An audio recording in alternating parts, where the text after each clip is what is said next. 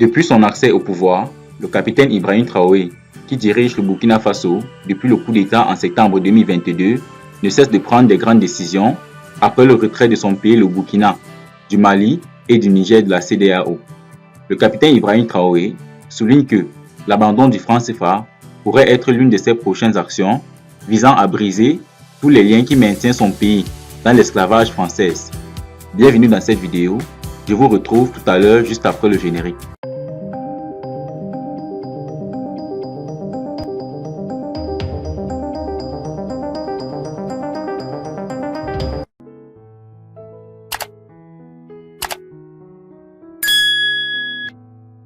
Après son retrait de la Communauté économique des États de l'Afrique de l'Ouest, CEDEAO, le Burkina Faso pourrait quitter l'Union économique et monétaire ouest-africaine, qui regroupe 8 pays et utilise une monnaie commune, le franc CFA, a annoncé le président de la transition, Ibrahim Traoré.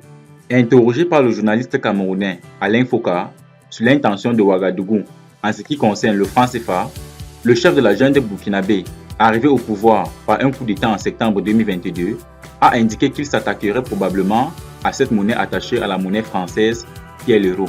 De ce fait, Ibrahim Traoré s'est exprimé en disant « Tout ce que nous faisons vous a peut-être surpris, n'est-ce pas? Des changements pourraient encore vous surprendre. Et il n'y a pas que la monnaie. Nous allons briser tout lien qui nous maintient dans l'esclavage », a-t-il déclaré. Le capitaine Traoré a d'autre part indiqué que le Burkina Faso n'envisage pas de réintégrer la CEDEAO.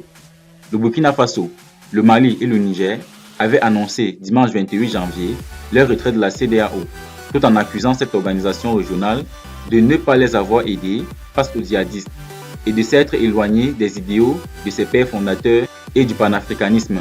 Les 3 pays dirigés par les militaires, arrivés au pouvoir par des coups d'État, avaient annoncé le 16 septembre dernier la création d'une nouvelle organisation sous-régionale baptisée l'Alliance des États du Sahel, AES. Ils ont également signé une charte qui prévoit l'établissement d'une architecture de défense collective et d'assistance mutuelle en cas de rébellion ou d'agression extérieure. L'AES a tenu son premier sommet ministériel le 25 novembre dans la capitale malienne. Ce sommet s'est soldé par l'adoption de 18 recommandations visant à jeter les bases d'une véritable intégration au sein de la nouvelle alliance, dont l'amélioration de la libre circulation des biens et des personnes, la mise en place d'un dispositif de sécurité alimentaire et l'élaboration d'une stratégie commune d'industrialisation.